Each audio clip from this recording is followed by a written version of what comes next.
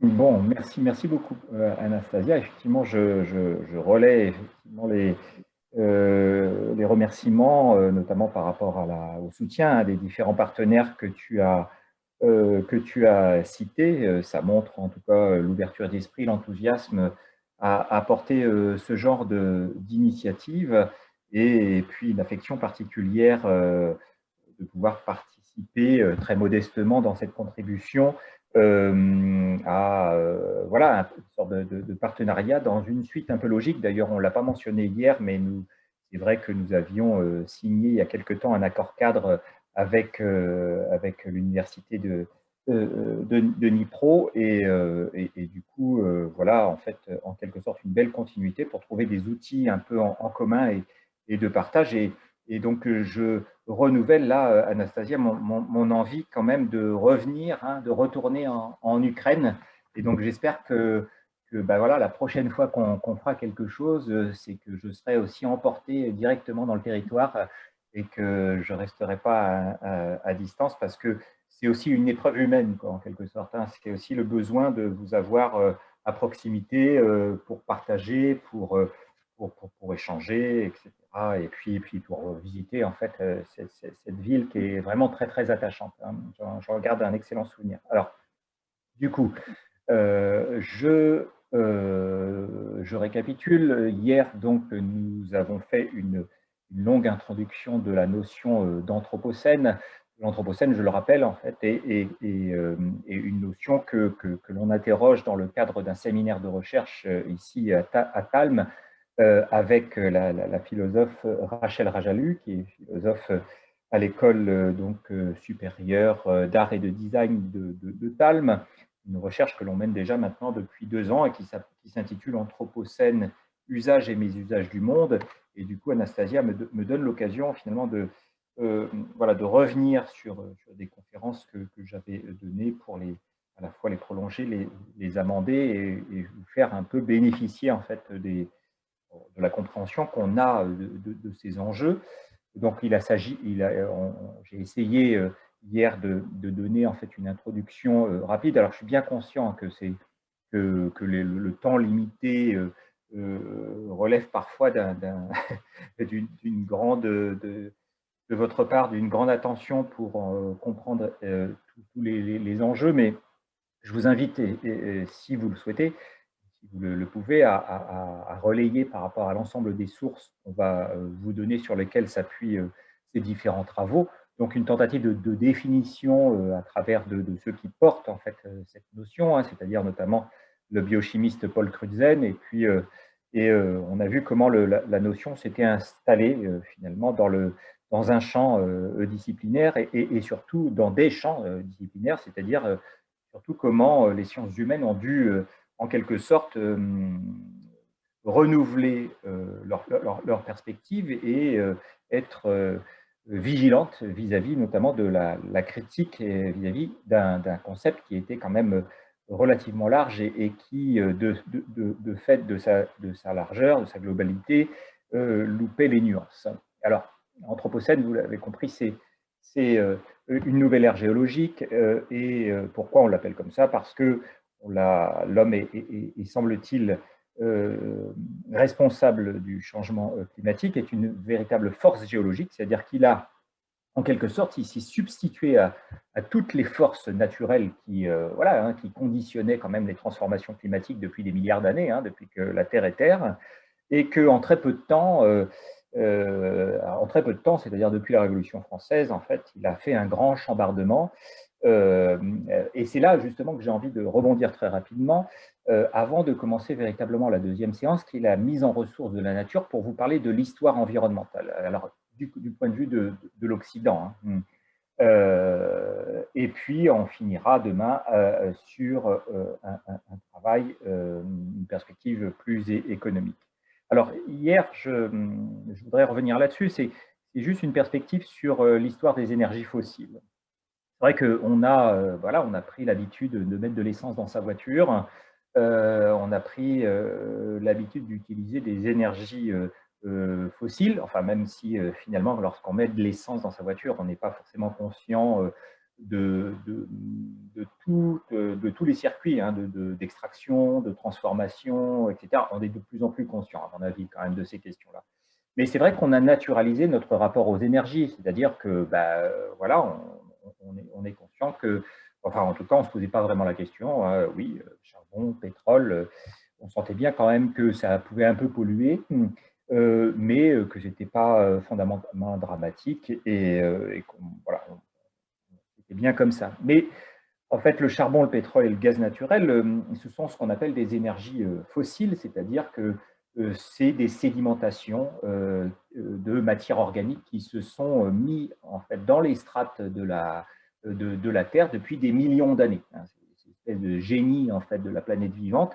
Et puis ils étaient bien en fait fondamentalement dans la Terre. Je pense qu'ils auraient été très bien si on les avait laissés un peu dans la Terre et si on avait peut-être utilisé autre chose. Mais voilà, en fait, les choix énergétiques qui ont été faits à partir de la fin du 18e, début du 19e, alors dans les pays qui vont porter la révolution industrielle, hein, notamment l'Angleterre en premier, et puis les États-Unis assez rapidement et le reste de l'Europe, ces choix énergétiques, il faut les comprendre comme des choix de société. Ça, c'est important. Il ne faut pas considérer que le charbon et le pétrole ne sont juste là que pour finalement optimiser un moteur, hein, le moteur de la machine industrielle, mais c'est aussi dans les choix énergétiques une forme de travail qu'on va habiliter plutôt qu'une autre. Ça, c'est très, très important à mon avis de comprendre ça.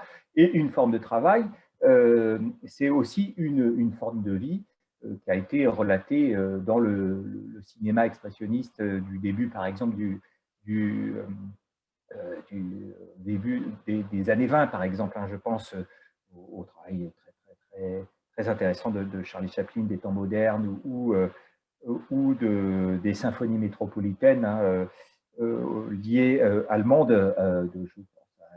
Alors, il y a russe aussi, il y a Dziga Vertov, là, il y a Caméra. Voilà, toutes ces références, je vous les donnerai. Ça montre bien comment le cinéma aussi s'empare à la fois d'une ambiguïté, c'est-à-dire d'un regard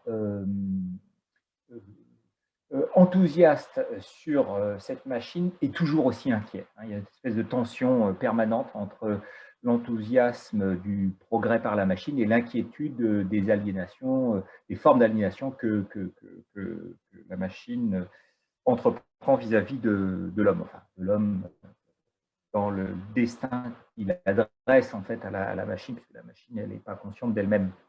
Alors, le recours au charbon, puis du pétrole, sont des choix véritablement historiques qui doivent être regardés non pas uniquement d'un point de vue de l'innovation technique, mais aussi du point de vue des constructions sociales qui sont, et politiques qui sont sous-jacentes à ces choix technologiques. Et c'est vrai du pétrole, c'est vrai du charbon, mais c'est vrai pour tout choix technologique. Hein. C'est comment elle entraîne en fait une perspective anthropologique et philosophique vis-à-vis après des formes de vie qui vont se déployer par rapport à ce que les machines permettent de réduire ou dilater, en fait, en quelque sorte. Donc ces choix technologiques, derrière il y a des forces politiques en présence, et notamment pour le choix du charbon et du pétrole à la fin, oui, fin 19e, eh bien, ces énergies, je pense qu'elles correspondaient parfaitement. Enfin, quand je dis je pense, d'ailleurs, c'est que je me réfère au travail. Je vous mets d'ailleurs la référence là tout de suite.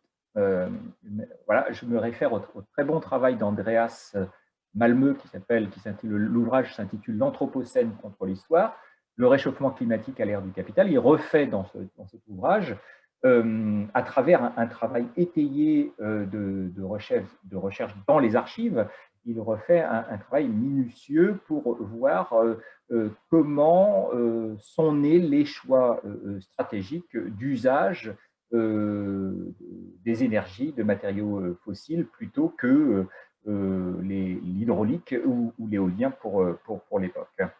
Donc, la stratégie, en fait, qu'on va très vite comprendre, c'est que l'usage de ces énergies fossiles, charbon et pétrole, ça répondait à une fluidification de tous les processus techniques et humains, et ça permettait, on l'a rapidement compris, je pense, hein, sans faire d'anachronisme, que ça permettait d'intensifier en fait les cadences marchandes et bien évidemment derrière les problématiques liées à la force de travail qui aussi devaient s'accélérer. Alors là aussi, je ne vais pas aujourd'hui le détailler, mais il y a de très bons textes du philosophe Engels et Marx sur les conditions de travail au 19e siècle, début 20e.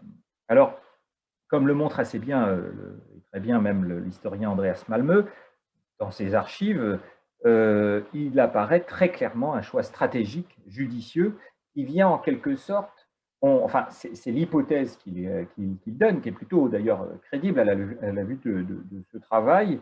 On peut dire que ce choix-là, il vient parfaire un modèle de société duale qui est déjà préinstallé, qui est déjà présent en, fait, hein, en quelque sorte, et qu'on peut on peut retrouver dans l'histoire à partir de ce qu'on a très rapidement évoqué la semaine hier, c'est l'échange colombien au début du XVe siècle. C'est 1492, en gros, et tout ce qui va se dérouler après.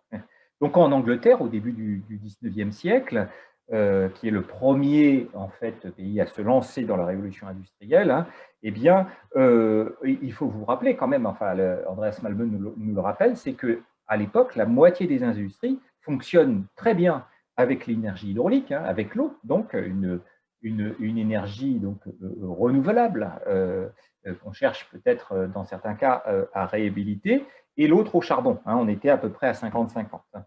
Et archive à l'appui, l'historien étudie donc les rapports des différentes industries, les rapports des contremaîtres, des directeurs d'usines, etc.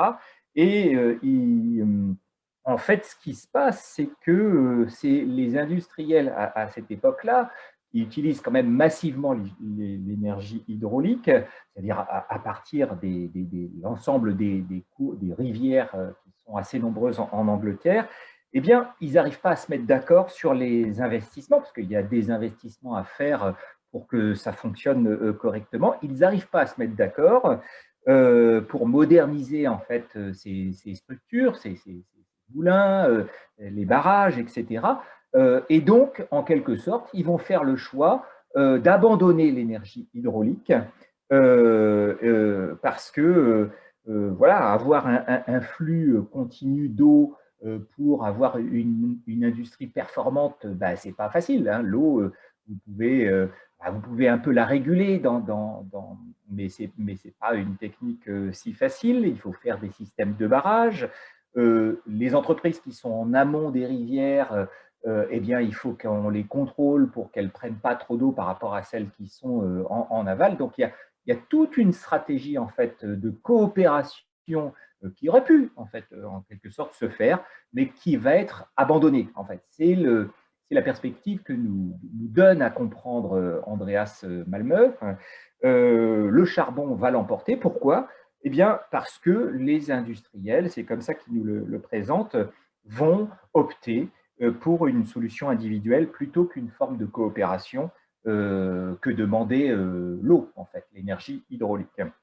Le charbon, en gros, faire le choix du charbon, c'est de ne pas s'embarrasser à coopérer avec les autres, c'est de le produire pour soi-même, produire quand on veut, avec la puissance que l'on veut, c'est-à-dire ne plus être tributaire en quelque sorte des aléas de l'énergie hydraulique. Mais vous voyez bien qu'en disant ça, on peut imaginer que ces aléas de la puissance énergétique peuvent faire partie de la manière d'être au monde, d'installer une technique et de convenir que de temps en temps, il y a des flux un peu plus faibles et que la production, en quelque sorte, tient compte de ces variations parce que du coup, on se dit, ben voilà, c'est la nature qui dicte un peu ces lois et on va composer avec ça. Donc, le charbon, d'une manière, en quelque sorte, son exploitation massive on va sortir de ce schéma et privilégier un schéma complètement compétitif et beaucoup plus individualiste. Alors, utiliser les rivières au XIXe siècle, ça comporte quelques difficultés. Mais encore, quand je dis quelques difficultés, vous comprenez bien que quand je dis ça, c'est à condition de considérer que de ne pas avoir un flux d'eau constant, ça peut être une difficulté. Vous voyez, hein, on peut imaginer que on peut se dire, oui, c'est une condition quand même de la nature et notre économie va reposer quand même plus convenablement avec ça, pas considéré comme une difficulté, mais des variations dans le cycle de production peut-être et qui sera beaucoup plus tenable à tous les niveaux, quoi, notamment des ressources. Voilà, mais on n'a pas fait ce choix-là. Et puis, la difficulté en fait de l'énergie hydraulique, vous allez très rapidement le comprendre, voilà pourquoi c'est des stratégies aussi de société, c'est qu'il fallait faire venir les ouvriers là où l'eau était, c'est-à-dire à la campagne, hein, loin des villes, où étaient installées les usines, c'est-à-dire sur les cours d'eau, et il fallait loger, donc du coup, les ouvriers, et s'ils se mettaient en grève, c'était très, très compliqué de les remplacer, parce que la main-d'œuvre était un peu plus loin dans les centres-villes. Donc, en gros, une grève, ça pouvait arrêter toute l'usine, tandis que si on trouve une énergie qui nous permet d'importer en fait les usines dans les villes, on a une main-d'œuvre corvéable à souhait, c'est-à-dire que si elle fait grève, on la remplace en fait très, très rapidement. Donc, la machine à vapeur et le charbon, il arrive à résoudre tous ces problèmes. Vous voyez, en disant problème, je mets problème entre guillemets, parce que c'est à considérer que le problème, c'est par exemple la possibilité de faire grève et de défendre des droits du travail assez, on va dire, raisonnablement. Donc, vous voyez bien hein, là ce que je veux dire par là. Mais cette enquête historique que nous propose Andreas Malmö nous rappelle que faire le choix d'une énergie, en quelque sorte, dans le cas présent, c'est faire le choix pour le maintien d'une société inégalitaire. Prenez par exemple les États-Unis au XIXe siècle, et on va revenir d'ailleurs sur les États-Unis tout à l'heure.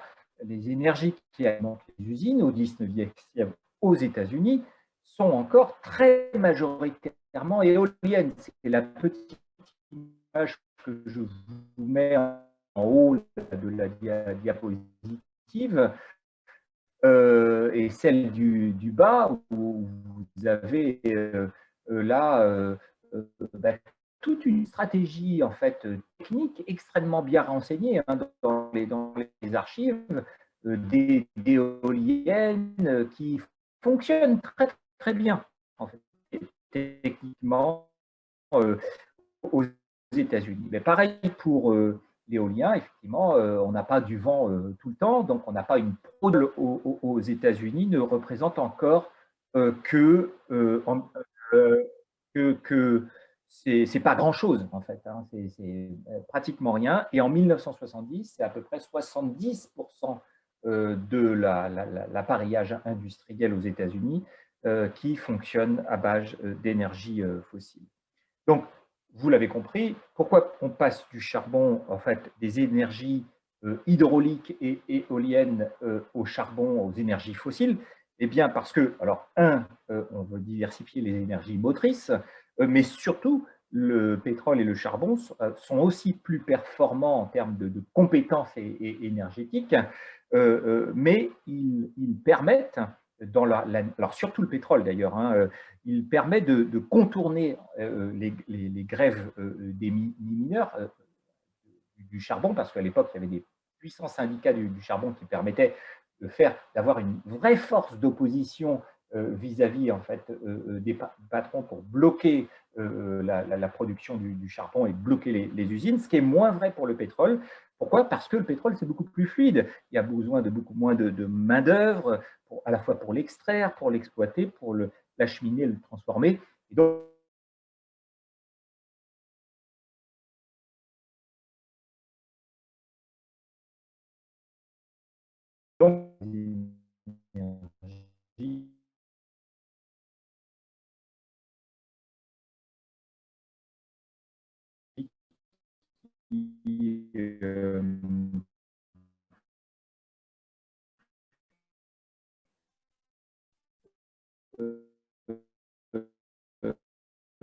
vont décrédibiliser les énergies renouvelables, saper leur bon fonctionnement en fait, technologique et social au profit du recours à des énergies fossiles, déjà d'ailleurs considérées comme polluantes. C'est-à-dire que lorsqu'on fait le choix massif des énergies fossiles et que tous les acteurs, enfin une grande partie d'acteurs, on va dire, issus de l'histoire du mercantilisme, la bourgeoisie marchande, etc., qui vont se structurer très rapidement autour de la puissance de l'extraction des énergies fossiles, eh bien, il y a déjà des formes de contestation hein, par rapport à ça. Mais ces énergies fossiles qui sont maintenues par des propriétaires industriels et qui vont avoir tout intérêt à ce que ça se passe mal pour les énergies renouvelables. Alors, vous expliquez un peu cette photo-là que vous avez de tramways en fait, électriques qui sont empilés les uns les autres. Et si vous regardez bien, vous dites qu'en fait, ils ont été en quelque sorte déplacés de leur mode de fonctionnement alors qu'ils marchaient très bien. Qu'est-ce qui s'est passé là? Cette petite histoire qui peut en relater bien d'autres. Hein. C'est pour ça que j'ai pris celle-là et que, en fait, que je reprends de l'ouvrage d'Andreas Malmö qui m'avait marqué.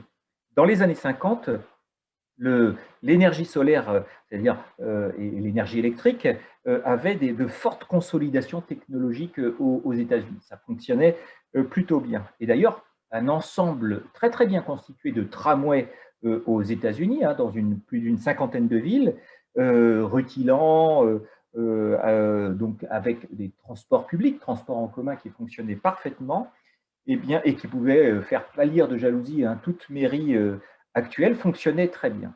Eh bien, ce qui s'est passé, c'est que à l'époque, la National City Line va très puissante, et je vais vous expliquer pourquoi, va racheter au fur et à mesure toutes les compagnies privées, c'est des petites compagnies privées aux États-Unis de tramway, elle va les racheter et les faire mourir.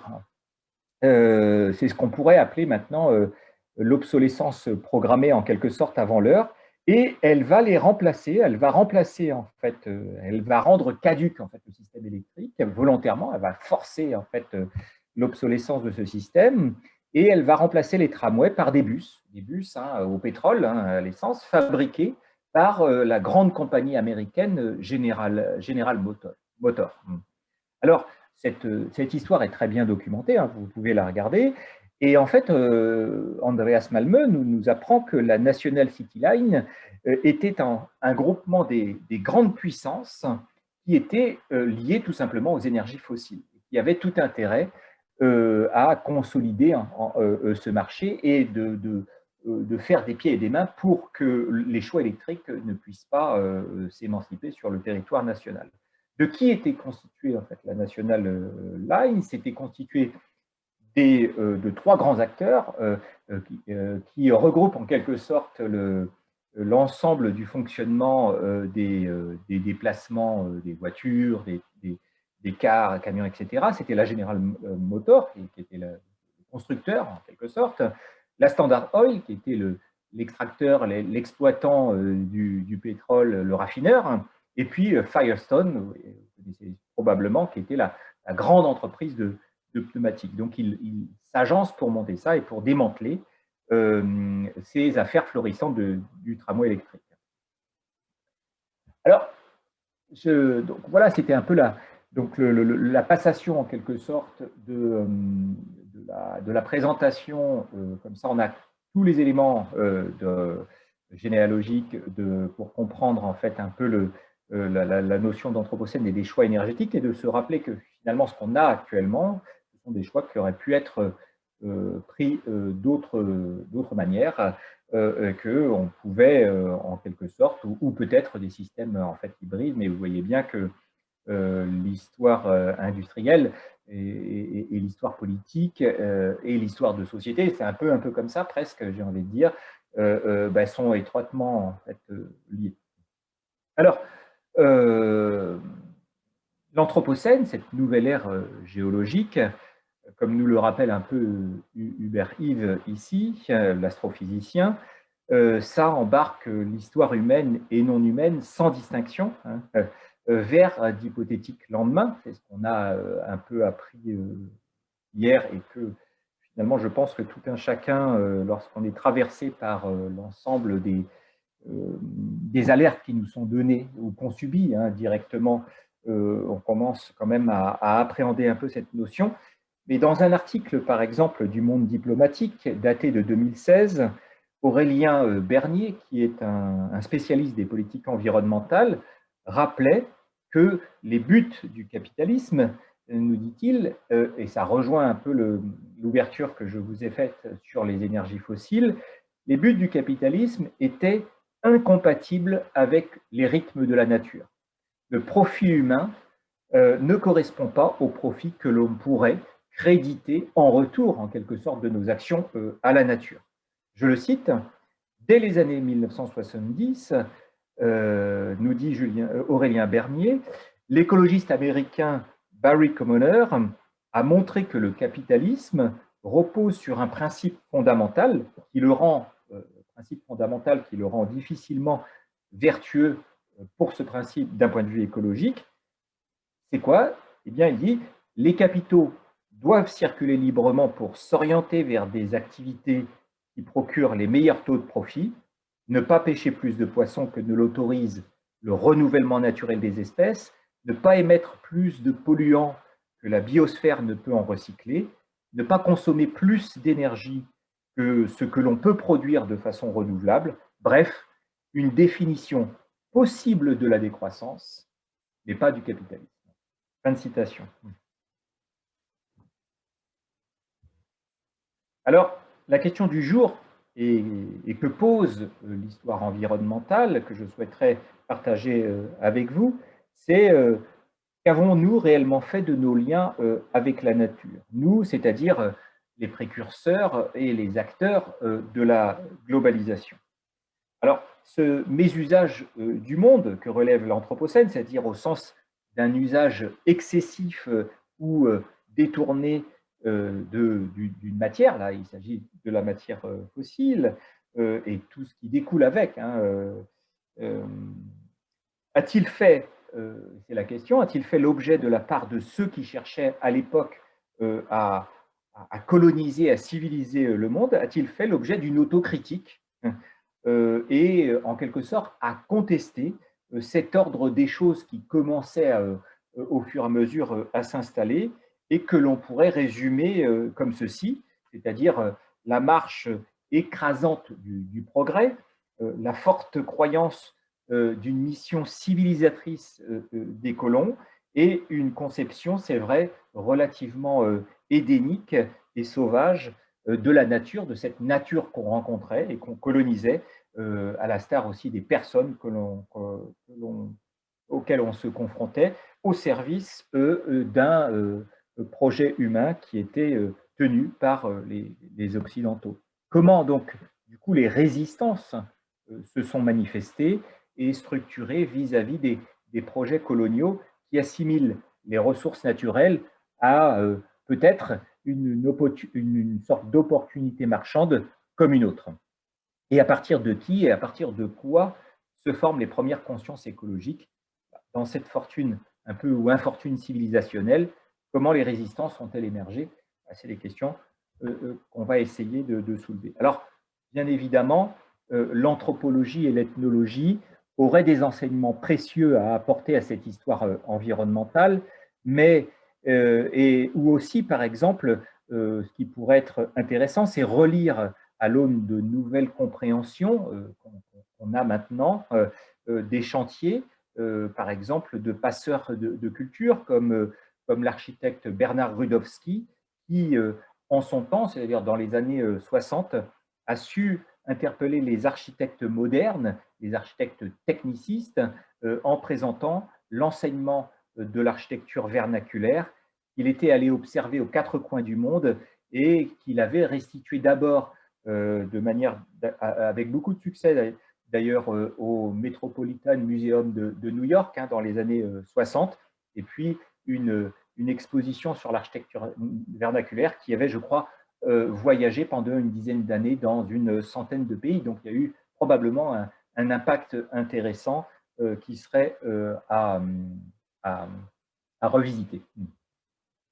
Alors, le travail, par exemple, et je passe vite, mais le travail de l'anthropologue Eduardo Kohn, Comment pensent les forêts, dans ce travail, il tente d'intégrer dans sa description ethnographique les formes de vie non humaines, et ça c'est un peu nouveau dans la méthode d'approche ethnologique. Alors pas forcément nouveau, mais je ne vais pas développer en fait ici, mais qui a plus de crédit dans la façon de pouvoir publier en fait de tels travaux et d'offrir ce genre de perspective à comprendre et à questionner. Il va, en fait, lui, son terrain, c'est l'Amazonie, c'est la communauté des Runas, et il montre comment ils interagissent, ces Runas, avec les diverses créatures qui peuplent l'un des écosystèmes les plus complexes au monde et se mettent en résonance avec ce qu'il appelle la pensée sylvestre, c'est-à-dire avec la pensée de la forêt. Voilà autant de travaux qui demanderaient à être réhabilités si on parle, comment dire, de conscience écologique. Donc vous voyez bien qu'aujourd'hui, en fait, je ne me place pas sur ce volet-là, mais plutôt je vais chercher à voir, c'est-à-dire en gros, ceux qui sont en gros fautifs, enfin responsables quand même du dérèglement climatique suite à des choix d'énergie à l'époque, et bien comment en même temps une partie en fait de ceux qui mettent en forme l'industrie, l'exploitation des matières et des hommes, et bien et comment en fait naît en même temps de ça des formes de résistance. Alors, un livre m'avait passionné sur l'histoire de l'environnement, c'est le livre de l'historien Richard Grove, que vous voyez devant vous, qui s'intitule « Les îles du paradis, l'invention de l'écologie aux colonies ».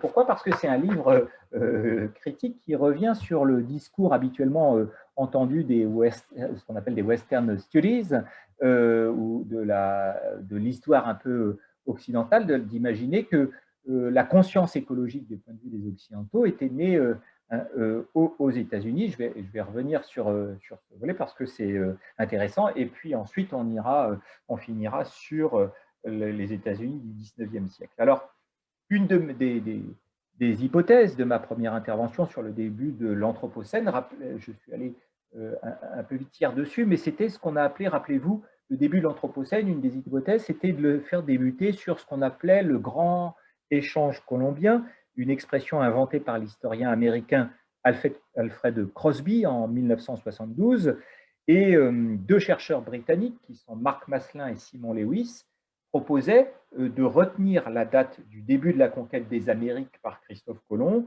qui a marqué pour eux le début des grandes conquêtes européennes impérialistes et guerrières, et c'était assez justifié. Alors, que se passe-t-il? Je le rappelle parce que je passais un peu vite hier. Que se passe-t-il au XIVe et XVe siècle à ce moment-là? Eh bien, on va simplement et durablement assister à une intensification du décloisonnement du monde, en quelque sorte, c'est-à-dire que les Portugais, les Espagnols, les Français, les Anglais, les Hollandais découvrent, conquièrent, colonisent de nouveaux territoires, et ce moment est très bien analysé dans les positions, certes à la fois anti-impérialistes et environnementalistes de l'historien américain Alfred Crosby, qui nous ouvre par là même une nouvelle voie qu'on va appeler historiographique, c'est-à-dire une manière de retrouver une nouvelle façon de comprendre l'histoire en la regardant différemment, et non en prenant en compte notamment des sans-voix comme la question des maladies, la question des plantes, parce que ça aussi, ça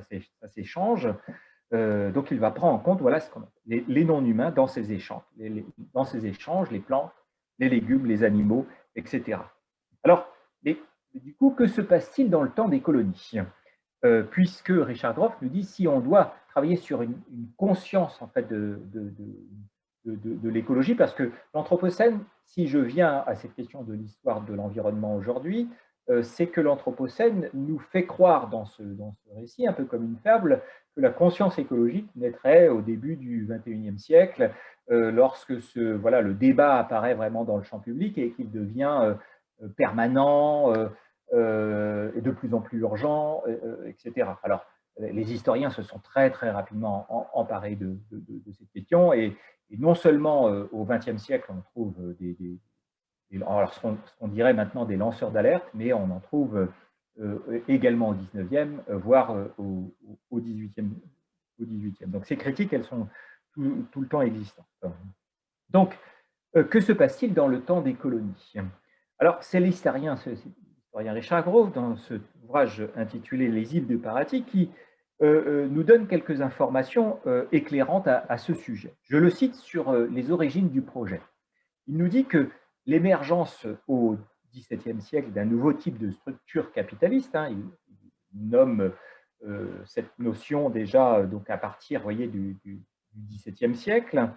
La société, alors c'est plutôt en plus une société qu'on appelle commerciale, marchande, à travers notamment les navires. La société commerciale par action, nous dit-il, comme élément nouveau, flexible et plus intensif en capital dans l'expansion européenne, permis de développer les activités de plantation et de commerce à une distance bien plus éloignée de l'Europe qu'auparavant. Elle favorisa également des changements environnementaux encore plus considérables. Des nouvelles sociétés, souvent renforcées par les ambitions des États européens, commencèrent à transformer certaines îles océaniques, souvent inhabitées, jusqu'à là, traitées comme de simples lieux d'escale, pour les navires de nombreuses nations, en lieux d'installation plus permanents pour développer à la fois les forces militaires, les plantations et l'exploitation forestière. Fin de citation. Alors, l'histoire américaine s'était en quelque sorte octroyé l'origine d'une conscience environnementaliste qu'elle faisait débuter un peu avant le milieu du XIXe siècle, et en fouillant dans les archives des administrateurs des colonies, l'historien Richard Grove fait remonter plutôt cette conscience, plus tôt, et manifestement en dehors des États-Unis, dans les îles tropicales, au temps des colonies. Ce livre s'inscrit, me semble-t-il, et c'est pour ça qu'il est important dans l'histoire environnementale, comme un contre-pied à cette histoire environnementale qui nous avait été donnée américaine, et plus globalement ce qu'on appelle à la Western History, cette manière d'écrire l'histoire occidentale d'un seul tenant ou d'un même son de cloche. Dans ces colonies, Richard Grove relève des aspects, justement, des aspects contrastés sur les choix d'exploitation des terres par les administrateurs coloniaux. Alors, il ne s'agit pas, entendons-nous, je pense qu'il ne s'agit pas d'un exercice de réhabilitation en disant que les administrateurs coloniaux sont des écologistes sans le savoir, mais vous allez voir qu'il y a ce qu'on appelle ce que j'appelle plutôt des intentions utilitaristes, à imaginer que si on épuise drastiquement en fait les ressources, eh bien, les comptoirs ne sont pas viables en quelque sorte. Les relais ne sont pas viables ni pour les bateaux, pour les réparer, ni pour les subsistances des colons qui sont présents.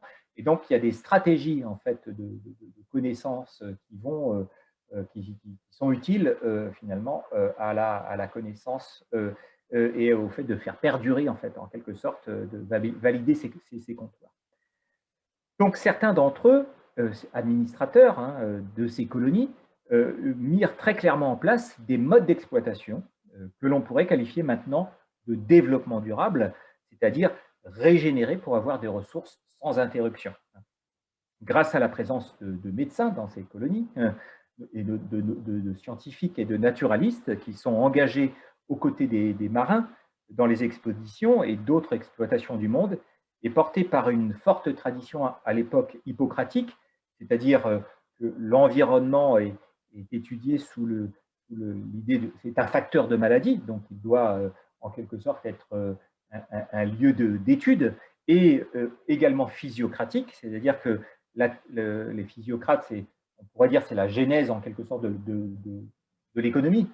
C'est que pour les physiocrates, la terre et l'agriculture sont les sources essentielles de la richesse. Eh bien, on pourrait dire que dans ces bateaux, en quelque sorte, dans ces intelligences et ces curiosités plurielles dans ces disciplines, eh bien, on a la mise en place d'une véritable critique des impacts environnementaux provoqués par la colonisation, qui vont se structurer, parfois d'ailleurs en substitut de remarques sociales plus franches, mais politiquement moins acceptables sur le colonialisme. Ça se comprend assez facilement. Alors, on pourrait appeler que ce lieu des colonies, génère aussi un environnementalisme naissant, c'est-à-dire une conscience critique à la fois des modes d'implantation et de ce que ça met en jeu, en termes de connaissances, en termes peut-être de conservation ou de préservation. Et ce désir de porter une certaine attention à cette nature exotique était lié, selon Richard Grove, à plusieurs facteurs. Alors, quels sont-ils? Le premier facteur, pour l'historien qui consulte les archives, énormément d'archives, hein, c'est un peu sa marotte de recherche, ces questions-là, eh bien, il dit qu'il y a une forte empreinte religieuse et, l'imaginaire paradisiaque du XVIe siècle était véritablement associé aux îles tropicales, au paradis sur Terre. Donc il y avait ça qui jouait un peu sur la façon dont on voit les lieux dans lesquels on arrive, et d'une certaine façon, et qui, en quelque sorte, guide la manière de l'appréhender.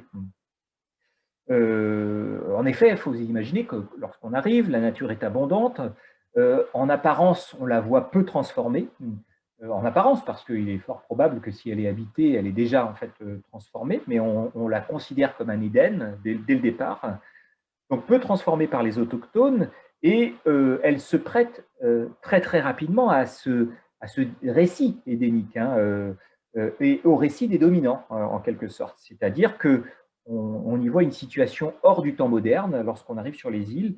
On y voit des formes de sociétés archaïques, sauvages, fragiles, etc. Bon, voilà, ça a été relaté par une ethnologie 19e aussi après coup, et puis critiqué au fur et à mesure. Mais il a fallu un certain temps pour sortir de cette gangue, de cette représentation en fait exotique, hein, de ces formes un peu condescendantes et paternalistes qu'on a à regarder en fait l'altérité. Puis le deuxième facteur, ce sont que les effets en fait ont été, lorsque les colons arrivent, eh bien on observe rapidement les effets délétères. C'est-à-dire qu'on observe rapidement les destructions massives des écosystèmes, notamment la déforestation, et c'est ces effets-là qui vont renforcer tout de suite, assez rapidement, la conscience de certains administrateurs de mettre en œuvre rapidement des solutions plus soutenables. Alors, vous voyez bien, en disant ça, le souci de la... Mais un peu comme les physiocrates, hein, c'est-à-dire que le souci de la nature était un souci quand même utilitariste, c'est-à-dire pour valider quand même la possibilité de maintenir en fait le comptoir, c'est-à-dire ce que les ressources peuvent apporter à la fois à l'entreprise marchande et puis au subside agricole de ceux qui résident là-bas. Donc, pour l'historien, pour Richard Grove, on peut dire que l'expérience insulaire, le fait d'être loin de tout, favorise en quelque sorte aussi, et ça je trouve que c'est intéressant en termes d'imaginaire de construction, la façon dont l'environnement permet de décontaminer en gros les modes de réflexion qu'on peut avoir dans des environnements précis plus proches des métropoles occidentales. Et lorsqu'on part comme ça vers les îles, on favorise le développement de véritables laboratoires environnementaux sur les îles. Et pourquoi? Parce que aussi on a la distance suffisante pour avoir une autonomie en fait de réflexion sans devoir rendre compte systématiquement aux métropoles, aux villes-mères, hein, aux villes de rattachement, et du coup pouvoir en prise finalement avec la situation, avoir des sensibilités aux lieux qui sont en quelque sorte ad hoc, qui sont créés par la situation qui se présente à nous. Donc, il va y avoir, et ça, Richard Grove le détecte bien dans les archives, il va y avoir des innovations agricoles, horticoles, sylvicoles, loin de la métropole, qui ne doivent pas pour autant masquer les motivations premières, hein, qui restent celles d'alimenter une marine marchande de plus en plus gourmande. Pour Richard Grove, Pierre Poivre, alors nommé intendant des Îles-de-France dans la seconde moitié du XVIIIe siècle, en 1767 exactement, il apparaît comme le premier occidental à conduire une politique de préservation écologique en optant pour une gestion raisonnée des ressources naturelles dans le but de garantir un approvisionnement durable de la métropole.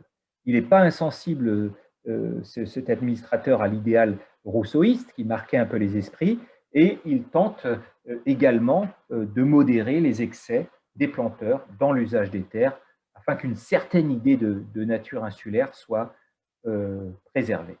Sans récuser, bien évidemment, l'idée c'est que, vous comprenez bien, c'est qu'on n'a pas une critique fondamentale et radicale du dispositif colonial, hein, c'est pas du tout, mais on a une tentative de rééquilibrage, en quelque sorte, on peut le dire comme ça, des forces entre la nécessité de la colonisation et puis cette idée qu'à un moment donné, ça veut dire quoi de s'implanter sur un territoire avec les ressources qui sont en face de nous.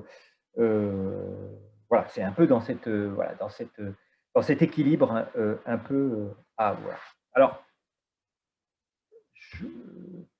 avant de se plonger du coup dans l'histoire américaine, là, dans le fameux Wilderness, qui était au départ à l'origine de la conscience écologique, vous allez voir qu'il nous donne aussi pas mal de clés de compréhension sur l'avènement quand même, quoi qu'il en soit, d'une vraie critique écologique à travers de personnages importants qui vont être récupérés tout le long du XXe siècle par une écologie qui, au fur et à mesure, va s'institutionnaliser, se structurer, etc.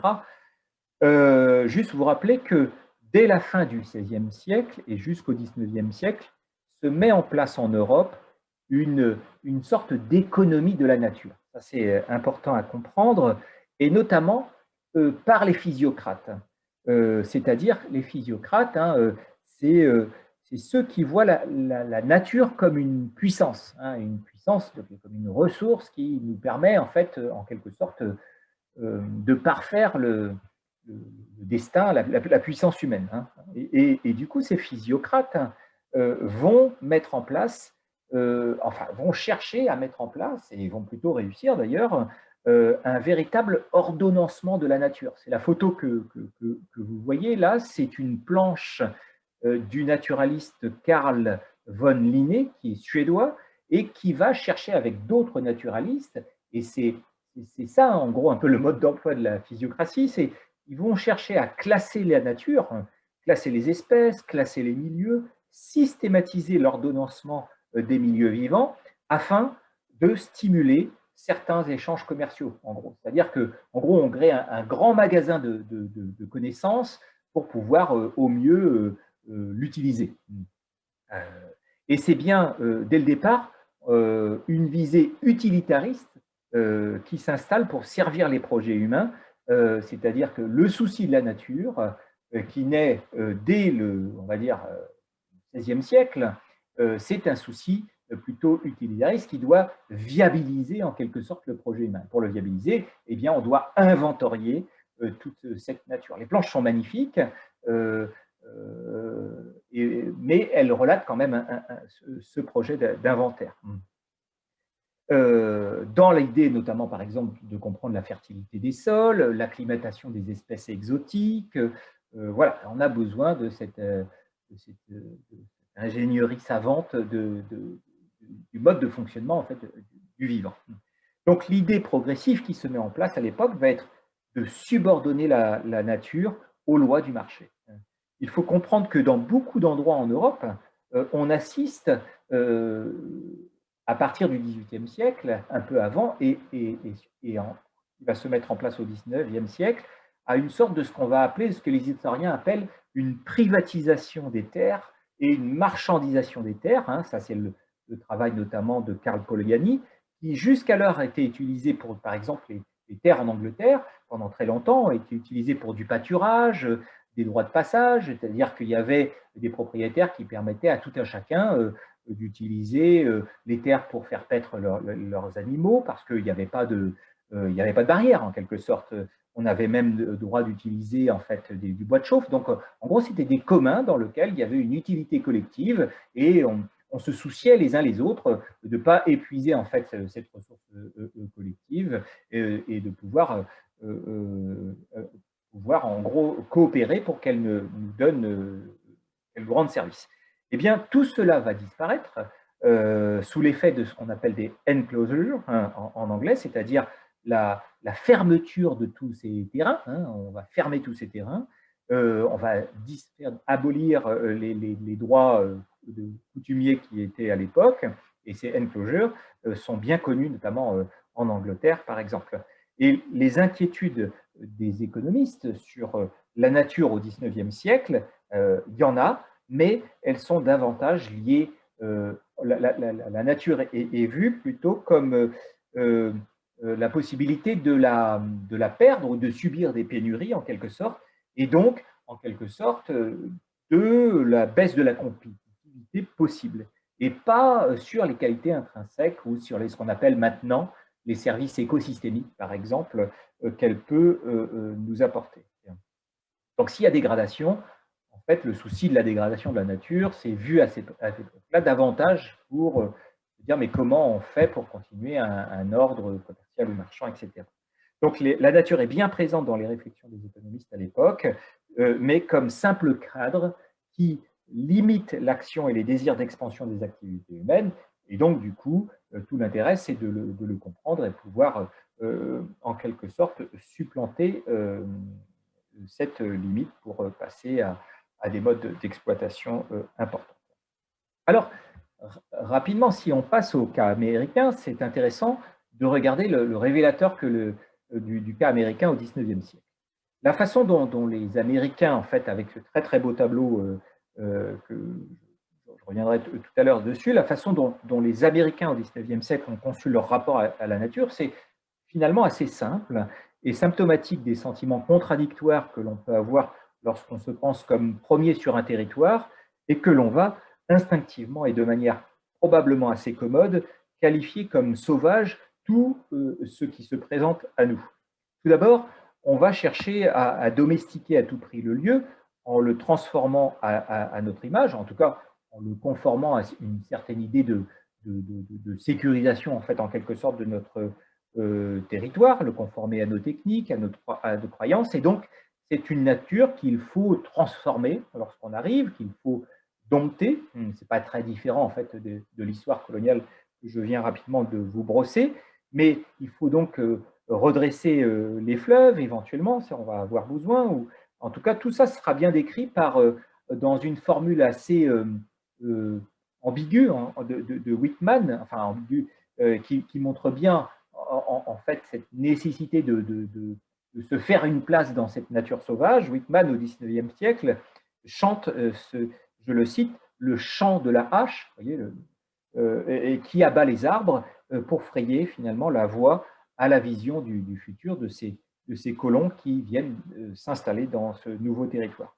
Mais comme il est difficile pour celui qui défriche et tranche d'être complètement insensible à cette nature spectaculaire qui est devant lui, hein, grandiose, eh bien, cette nature va rapidement, en même temps, également faire l'objet d'une fascination et enclencher toute une série d'actions de protection où, selon les convictions des administrateurs forestiers, les qualités intrinsèques à la nature seront plus ou moins les réelles motivations. Et c'est comme ça que j'aimerais un peu terminer cette présentation.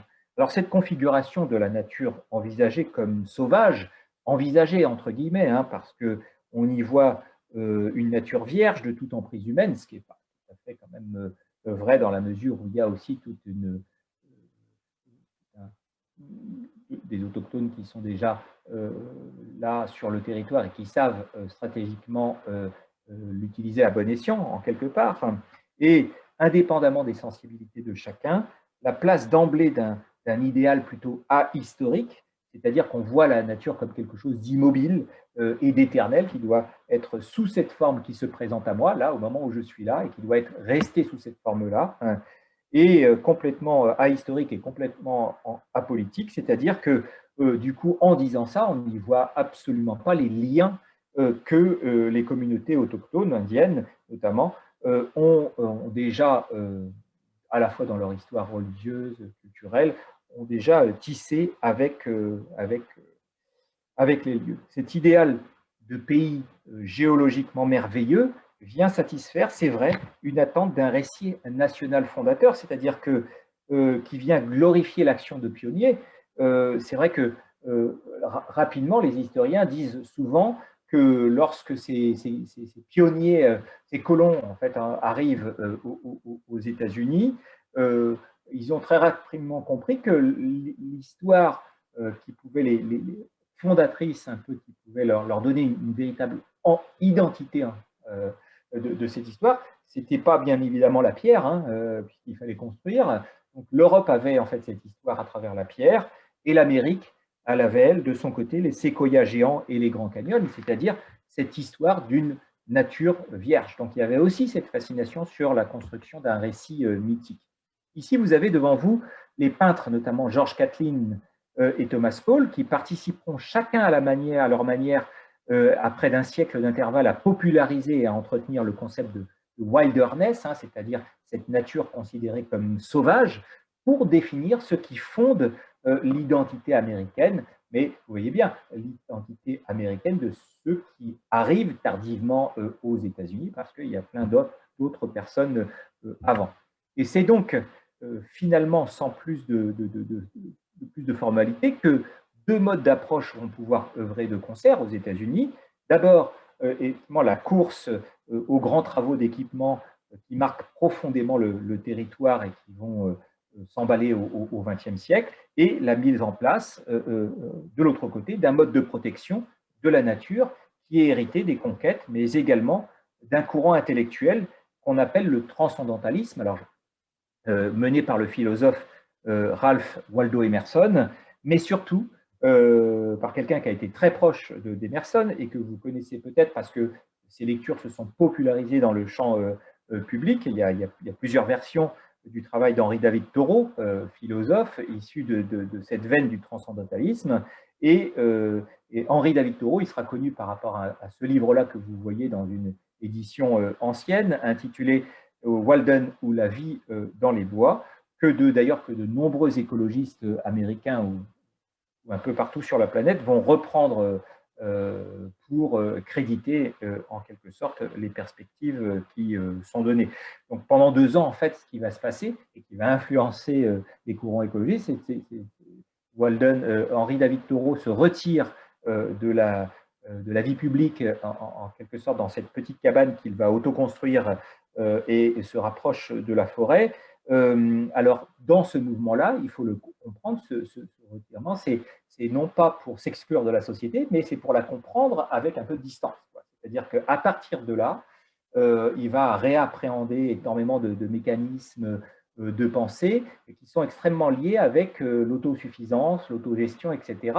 Mais c'est autant en fait, de forces mentales, de forces sensibles, vécues, qui traversent le corps et l'esprit, qui va lui permettre de poser une véritable critique du matérialisme naissant aux États-Unis, du consumérisme et de la destruction irraisonnée de la nature. Alors là, si vous avez un petit peu de temps, je vous conseille vivement de lire cet ouvrage. Hein. Vous avez des traductions dans le monde entier, me semble-t-il, que vous pouvez trouver facilement. Alors, il y a tout un tas, je vais pas le... je fais attention à l'heure cette fois-ci, mais du coup, il y a tout un tas de lois qui vont se mettre en avant, et notamment la préservation en fait, de grands parcs nationaux. Ici, vous voyez le grand parc national de Yellowstone qui va être classé en 1872, donc vous voyez, il y a quand même déjà 150 ans, et qui va servir de modèle dans le rapport des sociétés modernes vis-à-vis de la nature. C'est-à-dire, qu'est-ce que ça veut dire lorsque on classe un lieu, c'est-à-dire comment on réévalue nos pratiques vis-à-vis de ce lieu, en fait, hein, c'est-à-dire comment on l'exploite, comment on est dedans, qu'est-ce qu'on apprend de lui, et comment, en fait, ça fait un véritable transfert de savoir et de compétences qui peut réinterroger tous les étages de la société. Cette photo que vous voyez est un autre moment fort aux États-Unis, c'est le fameux Wilderness Act en 1962, qui va conforter en fait une politique d'acquisition publique de terrains domaniaux pour éviter d'en faire n'importe quoi. Hein. Donc c'est à partir de là que eh bien, l'État américain va prendre possession de parcs, de forêts, de lacs et soumettre tout un tas de règles de fonctionnement et d'usage. Et c'est pour ça que, alors je n'ai pas un chiffre très récent, mais ça le dit quand même très très bien, l'évolution de cet acte-là, c'est qu'en 2012, aux États-Unis, on se retrouve avec pratiquement 800 lieux qui représentent 44 millions d'hectares. C'est à peu près un peu moins de 5% du territoire qui sont classés.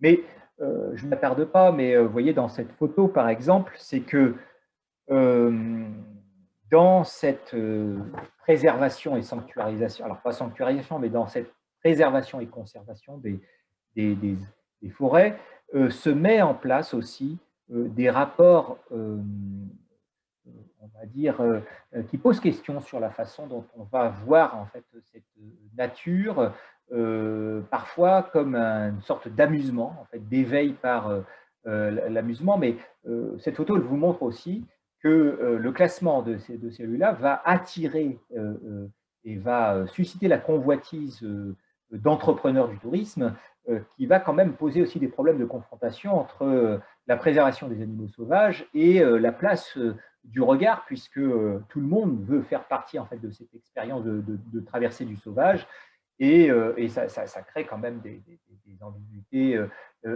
énormes dans ces modes de confrontation. Voilà, c'est des photos, vous pouvez en trouver, qui illustrent bien en fait ces difficultés sur lesquelles on va devoir se battre jusqu'à maintenant. Hein. C'est loin d'être simple.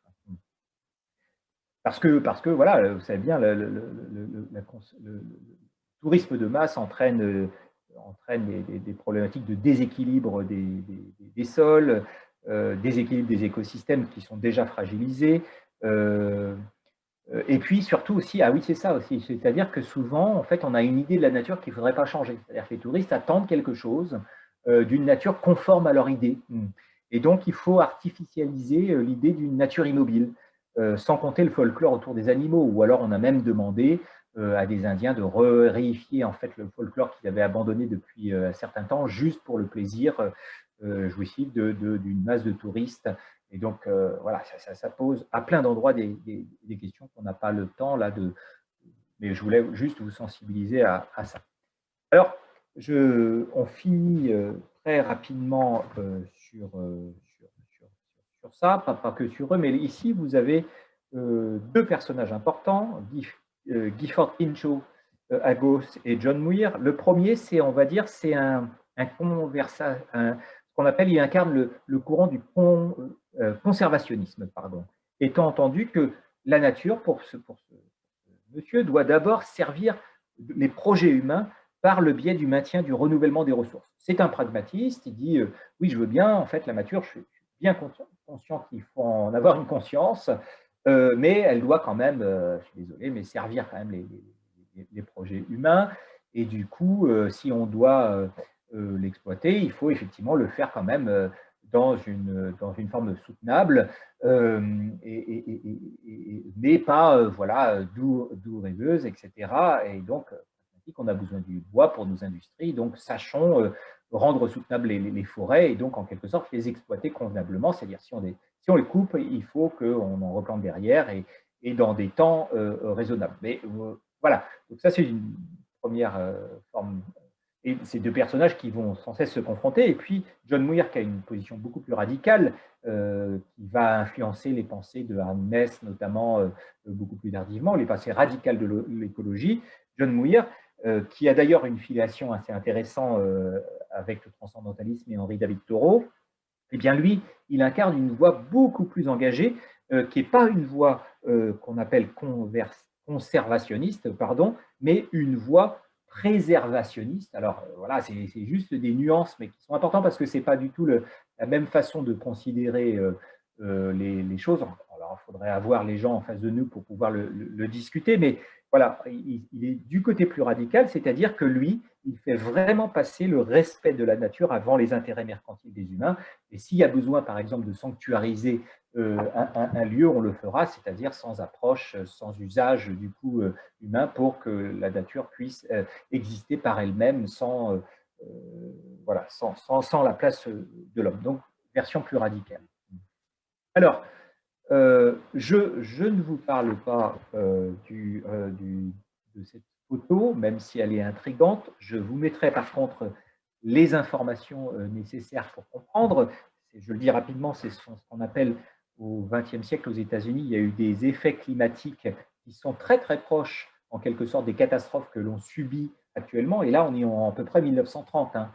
C'est des phénomènes de dust bowl qu'on appelle, hein, donc des soulèvements de poussière qui sont liés à une agriculture extensive. C'est-à-dire qu'au au XXe siècle, on a des catastrophes écologiques qui ont marqué l'agriculture, les mémoires en fait, des Américains, mais pour autant, on a continué quand même dans une agriculture intensive. Alors, voilà, je regarde quelle heure il est. Il est 11h20. J'avais une petite partie, mais là, je pourrais vous la donner aussi. Je pense que je pourrais vous la donner sous forme de tableau, notamment sur la situation des forêts dans le monde, qui est extrêmement intéressant sur l'exploitation des forêts. Parce que si vous voulez comprendre, en fait, là, je viens de vous faire, en quelque sorte, vous donner quelques éléments sur la naissance de l'histoire environnementale, c'est-à-dire comment c'est devenu une discipline, elle s'est constituée dans l'histoire. On a, jusqu'à il y a très peu de temps, avant les travaux de Richard Grove, c'était vraiment l'histoire environnementale est née aux États-Unis au XIXe siècle à travers, vous l'avez entendu, à la fois des philosophes, alors pas les physiocrates parce qu'ils ont une vision quand même utilitariste de la nature. Et donc là, voilà, la genèse. Richard Groff nous dit non, non, regardons bien l'histoire, en fait, l'appréhension de la nature et de sa sauvegarde ou de sa préservation ou de sa conservation, c'est plutôt le temps des colonies, et je fouille dans les archives et je vous montre pourquoi, et surtout c'est une critique quand même de la Western History, c'est-à-dire cette histoire qui serait un peu englobante et qui dirait toutes les pensées écologiques naissent là, quoi, en fait. Alors, bien évidemment, toutes les pensées écologiques peut-être des États-Unis, en fait, de ceux qui ont lancé l'emballement en fait, du moteur industriel et qui en même temps travaillent à tordre le cou à cette idée-là et lancent en même temps des lanceurs d'alerte. C'est-à-dire qu'en gros, en même temps qu'on met le diable dans la machine, eh bien, on a en même temps des gens qui vont en faire la critique. Voilà, c'est juste ça. Il faudrait, pour faire une histoire environnementale globale, vous l'aurez bien compris, aussi reprendre à son compte tous les travaux d'anthropologie, l'éthologie, et montrer que les histoires autochtones aussi sont riches de conscience écologique. Mais en fait, ça n'a pas de sens de dire ça en quelque sorte parce que je crois que ce n'est pas pensé du tout comme ça. C'est-à-dire que comme nous, on s'est séparés en quelque sorte de la nature, ce que Philippe Descola a appelé le naturalisme, eh bien, ça a laissé la place au fait de remettre une conscience, un lien avec cette nature. D'où, en fait, l'histoire environnementale, c'est-à-dire, plutôt que de faire l'histoire humaine, faisons aussi l'histoire de tous les êtres vivants. Et on va voir comment cette histoire, en fait, elle joue énormément sur les histoires humaines. Il y a des considérations à avoir sur le non-humain. Voilà, c'est comme ça. Et du coup, l'étape que je ne vais pas faire aujourd'hui, c'était de vous plonger dans, et peut-être vous inviter d'ailleurs à regarder un documentaire, c'est celui-là, Le temps des forêts, qui est une manière de nous projeter voilà, dans le temps présent et de se dire, en gros, mais on en est où dans notre relation avec l'exploitation, l'industrialisation des lieux vivants. Et la forêt est un excellent prisme, un peu d'ailleurs, un peu, voilà, avec énormément de sources d'inquiétude pour comprendre en fait les enjeux qui pèsent, les formes d'administration et d'exploitation à outrance qui pèsent sur nos milieux vivants. Voilà.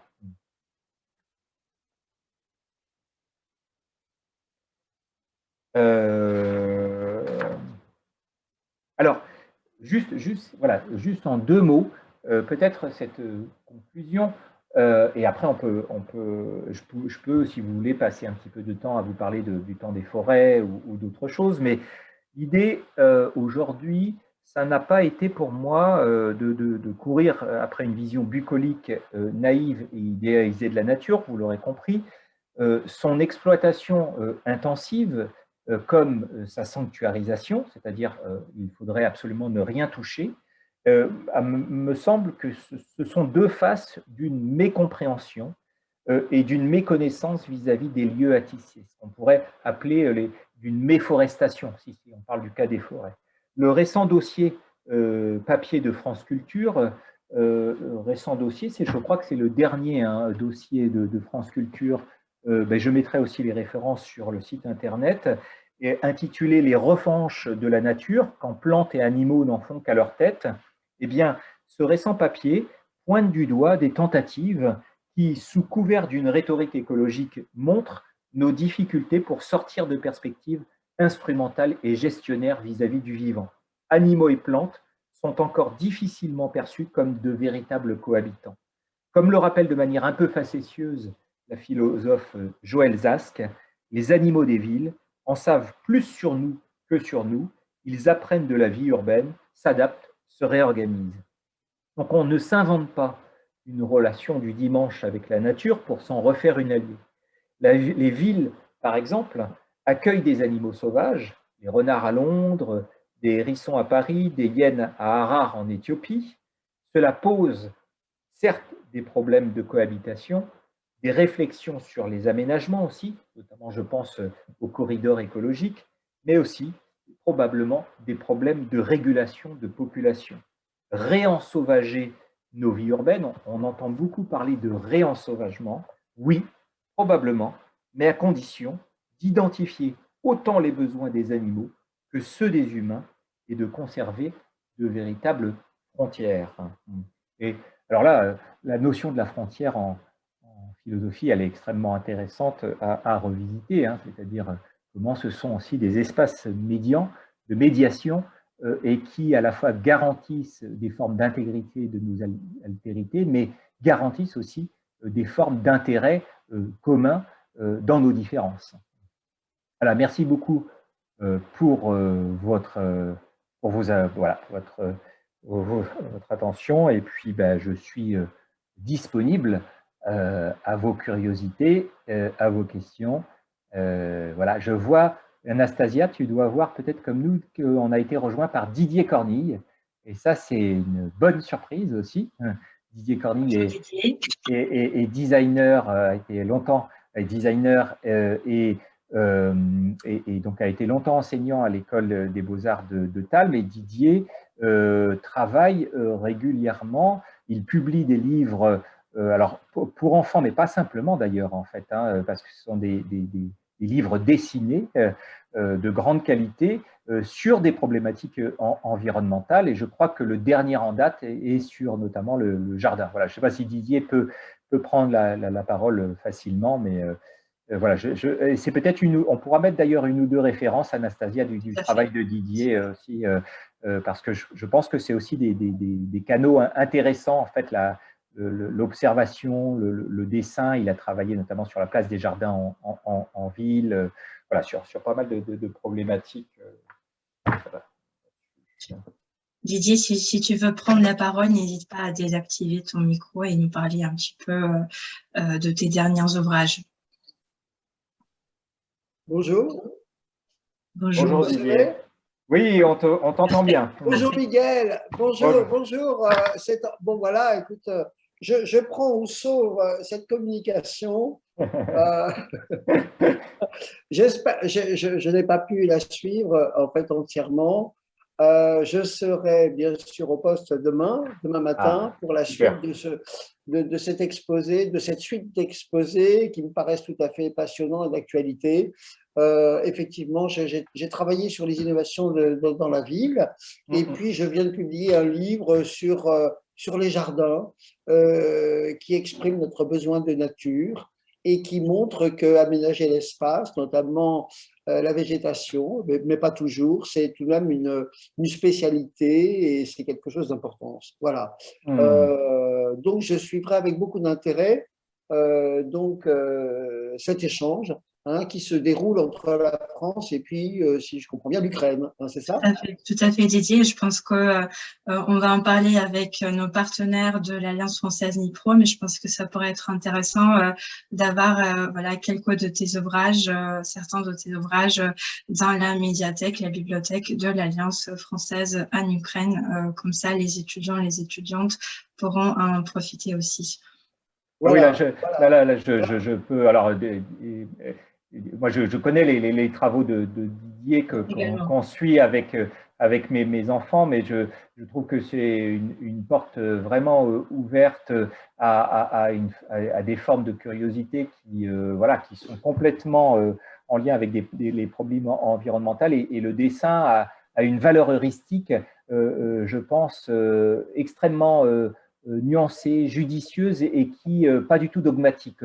Et c'est ça que je trouve aussi intéressant, c'est-à-dire qu'elle pose en quelque sorte un cadre et elle permet en fait aussi la naissance de récits. Elle permet la capacité à s'approprier en fait ce régime sensible pour ensuite s'instruire par soi-même de ces questions. Hein, Didier, je pense. Hein. Voilà, voilà. Un grand merci. À demain. À demain, Didier. Merci, à demain, Didier. Au revoir, Anastasia. Au revoir. Au revoir. Y a-t-il d'autres questions? N'hésitez pas, on a encore 10-15 minutes pour échanger brièvement. Le temps des forêts, alors je sais, je n'ai pas pris le temps d'en parler, hein, mais c'est un documentaire que je vous conseille vivement. Alors, ça serait intéressant d'ailleurs, Anastasia, aussi d'avoir des clés de lecture sur la gestion des forêts en Ukraine. En France, il y a ce qu'on appelle une gestion de monoculture qui apparaît maintenant depuis 20 ans, c'est-à-dire qu'on ne plante qu'une seule essence, qui est le pin en fait Douglas. Pourquoi? Parce que en fait, c'est une économie de sylviculture qui nous est imposée en fait par de grands marchands et qui disent voilà, la standardisation pour faire rapidement des meubles à bon marché, il faut que ça soit les mêmes arbres. Donc on va planter en fait des pins Douglas et faire de la monoculture, sauf que c'est une catastrophe écologique parce que d'abord planter la même essence dans une forêt, c'est extrêmement dommageable parce que si vous avez un parasite, eh ben, il détruit tout de suite la même essence. Hein. Ensuite, c'est parce qu'on considère les forêts non plus dans leur biodiversité. Une forêt, c'est de la biodiversité, c'est pas de la monoculture, quoi, en fait, hein, ça n'existe pas.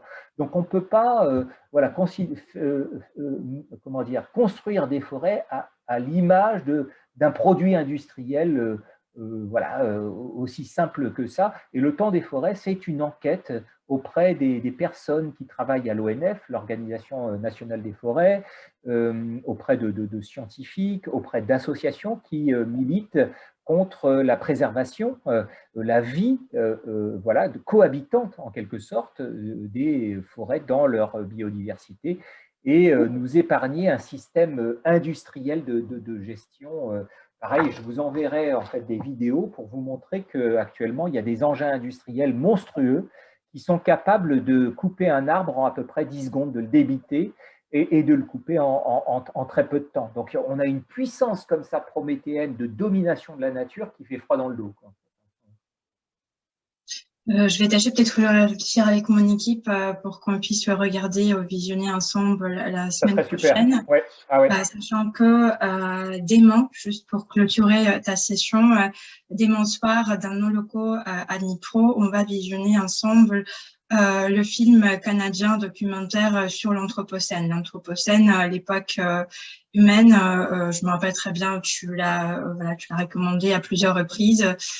Du coup, on va en profiter pour le visionner tous et toutes ensemble pour clôturer cette session. Ça va être demain soir. Oui, oui, on pourra en parler. Je crois qu'il a été diffusé aussi en France, mais je crois que quand il est arrivé, il y avait le Covid, quoi. Tout à fait. Donc, voilà, c'est un film qui a été fait par des Canadiens, hein, je crois. Oui.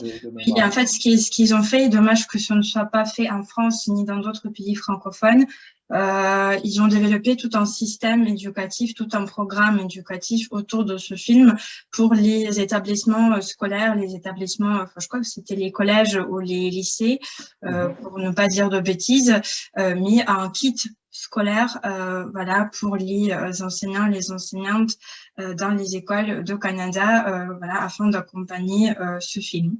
Je trouve que c'est une excellente idée voilà, d'introduire de cette façon voilà, un petit peu cette discussion, échange autour des questions de l'Anthropocène. Ouais. Alors, il faut avoir une petite vigilance. Là, c'est l'enseignant qui vous dit ça à tous. C'est qu'il faut toujours regarder en fait un support documentaire de deux façons. La première façon, c'est effectivement bien écouter en fait le message hein, qui est envoyé. Mais la deuxième façon, c'est aussi de regarder bien la façon dont le récit est construit. C'est-à-dire quelles sont les images qui nous sont présentées et quel est le récit qui nous est exposé. C'est comme souvent je le dis aux étudiants, quand vous regardez une photo d'un photographe, regardez bien effectivement ce qui nous est montré. Hein, c'est-à-dire que par exemple, on a une usine devant nous, donc décrivez l'objet, mais en même temps, vous devez aussi essayer de voir comment la photo, elle met en scène cet objet. C'est-à-dire, il y a une mise en scène aussi peut-être de l'avertissement ou de la catastrophe. Et ça, c'est important aussi d'avoir un point de vue sur ces questions. Notamment le reproche en fait, qu'on fait, voilà, je peux le dire comme ça rapidement, le reproche qu'on fait, ceci dit, à des documentaires qui sont très intéressants, hein, c'est peut-être une vision unilatérale de l'urgence et la catastrophe. Quoi. Voilà. Je ferai mon retour juste après le visionnage. Pour moi, pareil, ça va être la première fois que je le regarde, donc on va en profiter. J'avais une petite question. On a beaucoup parlé aujourd'hui de l'époque de charbon, de l'époque pétrolière qui est encore d'actualité aujourd'hui, notamment en Ukraine. Le charbon, il a été encore fortement présent il y a 5 ans, il y a 7 ans, jusqu'à ce qu'il y a le conflit qui apparaît en Ukraine.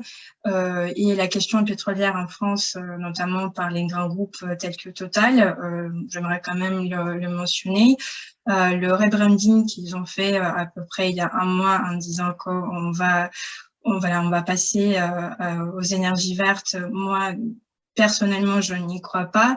Et si on parle aujourd'hui des pouvoirs plus publics, ça veut dire des habitants, des villes, des habitantes, y a-t-il un moyen pour contredire, pour faire justement cette contre-acte vis-à-vis de ces grands groupes qui prennent ce pouvoir et qui accélèrent encore en fait cette époque pétrolière, qui n'arrive pas à s'arrêter, qui n'arrive pas à avoir cette conscience de l'urgence climatique. En tout cas, moi j'en ai bien l'impression, et en Ukraine et même encore en France. Oui, oui, absolument. Alors, il faut vous imaginer, en disant ça, Anastasia, il y a plusieurs points. D'abord, il y a une histoire que j'ai appréhendée un peu rapidement au début, qui est une histoire des énergies, mais tu vois, qui date du 19e, même 18e, qui se met en place, c'est-à-dire que tous les imaginaires, en fait, qui sont liés à la puissance industrielle sont liés en fait à ces énergies. Donc, c'est-à-dire autant les industriels et les industriels qui tiennent en fait le pouvoir, ils n'ont absolument pas envie que ça change trop rapidement parce que autrement, forcément, on les déstabilise quand même beaucoup. Donc, ça, c'est quand même une donnée relativement importante et ces industriels sont extrêmement puissants. C'est des lobbies très, très puissants dans les commissions internationales au niveau de l'Europe, au niveau mondial, parce qu'ils sont pourvoyeurs aussi d'emplois, mais on peut imaginer que l'énergie verte aussi va être pourvoyeur d'emplois. Donc, c'est aussi… Et puis, le problème, c'est que nous, en tant qu'individus, on a quand même encore beaucoup des voitures qui marchent à l'essence. Et donc, il y a plusieurs façons d'agir. Alors, il y a une façon à l'échelle individuelle. Je pense que ça, c'est assez important. C'est ce qu'on appelle, tu sais, on appelle ça le consommateur. Pas le consommateur, mais le consomme-acteur. C'est-à-dire cette idée que ben voilà, si je mets moins d'essence dans ma voiture, ça veut dire que je vais moins faire d'appel d'air sur la consommation. C'est un premier moyen. Après, sur la voiture, ce n'est pas viable pour tout le monde. C'est-à-dire que lorsque ton métier, quand tu habites en campagne, dépend de la ville et que tu n'as pas de transport en commun, c'est compliqué. Et donc, comment l'État m'aide à substituer en fait ma voiture par rapport à un transport plus propre. Voilà, c'est ça aussi. Hein. Donc, il y a une conscience en fait individuelle et puis il y a une conscience aussi collective. Il y a plein d'associations là qui refusent par exemple les partenariats des grands groupes pétroliers, ce qu'on appelle comment on appelle ça, tu sais, le fait de défiscaliser en fait par exemple les expositions, le mécénat. Voilà, le mécénat, oui. Le mécénat, voilà. Donc du coup, on peut simplement aussi boycotter en fait toutes les formes de mécénat. Et c'est arrivé, par exemple, si je prends la Tate Modern Gallery à Londres, ils ont été obligés d'abandonner en fait le mécénat parce qu'on leur faisait des pressions en fait énormes d'abandonner voilà, un mécénat qui est en train en même temps de polluer la planète. Donc, effectivement, on a bien compris que les grandes entreprises pétrolières, elles ont tout intérêt à se faire un greenwashing, en fait, à se redorer le blason dans une conscience sociale un peu paternaliste, et en même temps de continuer, du coup, à extraire charbon et pétrole tout azimut. Et puis, et elles vont arriver dans une impasse, et donc il va falloir très rapidement tout reconvertir ça. Ce qui est important de comprendre par rapport à ça, juste, c'est de se dire, en fait, du pétrole, on en a trop. Souvent, on dit, le pétrole, il n'y en a pas assez. Tu sais, le débat à partir des années 50, c'est ce qu'on appelle le peak oil. C'est-à-dire qu'on a compris très rapidement, hein, les géologues ont très rapidement que ce n'est pas une énergie renouvelable, le pétrole, ni le charbon, puisque ce sont des énergies fossiles. En plus, les énergies fossiles, c'est quand même magique. C'est en fait nos plantes, les plantes il y a 10 millions d'années, qui se sont sédimentées au fur et à mesure et qui ont créé des alchimies telles que le pétrole et le charbon qu'on n'aurait jamais dû peut-être sortir de terre, mais ça, c'est un autre débat. Donc, dans les années 50, on savait très bien qu'on allait un peu droit dans le mur déjà, et il aurait fallu penser à la reconversion, ça c'est sûr. Mais la question qui se pose maintenant de manière urgente, c'est de se dire que ce qui est enfoui dans le sol, il faut le laisser dans le sol. Voilà. C'est-à-dire que si on extrait ce qui nous reste de charbon et de pétrole, eh bien là on n'a aucune chance de s'en sortir. Donc il faut laisser le charbon maintenant là où il est, le pétrole là où il est, pour essayer de respecter les 1,5 degré à l'aube de 2050. Parce que tu vois bien ce que j'avais dit hier, c'est pas moi hein, qui le dis, mais les scientifiques disent que 2 degrés, c'est déjà trop. 2 degrés, c'est déjà trop, en fait, en quelque sorte. Donc voilà. Mais en disant ça, il y a après une complexité énorme, c'est-à-dire, voilà, dans l'histoire industrielle des pays, comment, en fait, ceux qui se sont enrichis sont capables de redistribuer leurs dividendes pour que en fait, tous les pays puissent se reconvertir dans des solutions plus soutenables, des solutions énergétiques de type hydraulique et électrique, éolien, etc. Le choix français, par exemple, si on parle rapidement du choix français, à partir de la crise pétrolière, on comprend que de toute façon, le pétrole va nous poser des problèmes. Donc nous, on fait un choix radical, mais qui est un choix aussi, tu sais bien, en France contesté, on fait le choix du tout nucléaire, c'est-à-dire que la production en fait, électrique en France, eh bien, à 80%, c'est une production nucléaire. Donc, a priori, la production nucléaire, elle est viable écologiquement, sauf qu'il y a des gros problèmes, c'est qu'on ne sait pas à long terme préserver, enfouir les déchets nucléaires. On sait les enfouir, mais imagine-toi quand même ce qu'on est en train de construire dans l'histoire prolongée de l'humanité. On est en train de leur laisser en fait des déchets nucléaires dans des cloaques qui sont pour l'instant relativement sécurisées, mais dans 200 ans, on ne sait absolument pas si ça va être viable, tout ça. Et puis l'autre point, c'est que tu sais que les gros réacteurs nucléaires ont besoin d'eau en fait pour refroidir. Or, lorsqu'il y a des immenses sécheresses, eh bien, on a eu des crises majeures du nucléaire en France, parce que si on n'est plus alimenté par l'eau, on a du mal à refroidir très convenablement un réacteur nucléaire. Voilà, donc le réchauffement climatique, voilà, ça peut être aussi une catastrophe pour ce genre de choix énergétique. Bon, merci beaucoup. Je vais juste annoncer la 3e session. Donc, on va se retrouver demain pour continuer, pour voilà, clôturer ce cycle de séminaire à 10h. L'heure française, l'heure de Paris, et à 11h, l'heure ukrainienne, l'heure de Kiev, la capitale. Donc 10h, l'heure de Paris, et 11h, l'heure de Kiev, pour notre toute dernière session de ce cycle de conférence. Merci encore, Miguel, pour voilà, cette intervention. C'est toujours un plaisir voilà, d'écouter. J'ai pris, comme d'habitude, plein de notes et je suis sûre que celles et ceux qui ont été présentes aujourd'hui ont fait de même. Merci beaucoup, Anastasia. Merci à tout le monde. Et donc, à demain à 10h pour le dernier volet qui sera consacré donc à l'économie et plus particulièrement au capitalisme. Merci. Merci. À demain. Merci, à demain.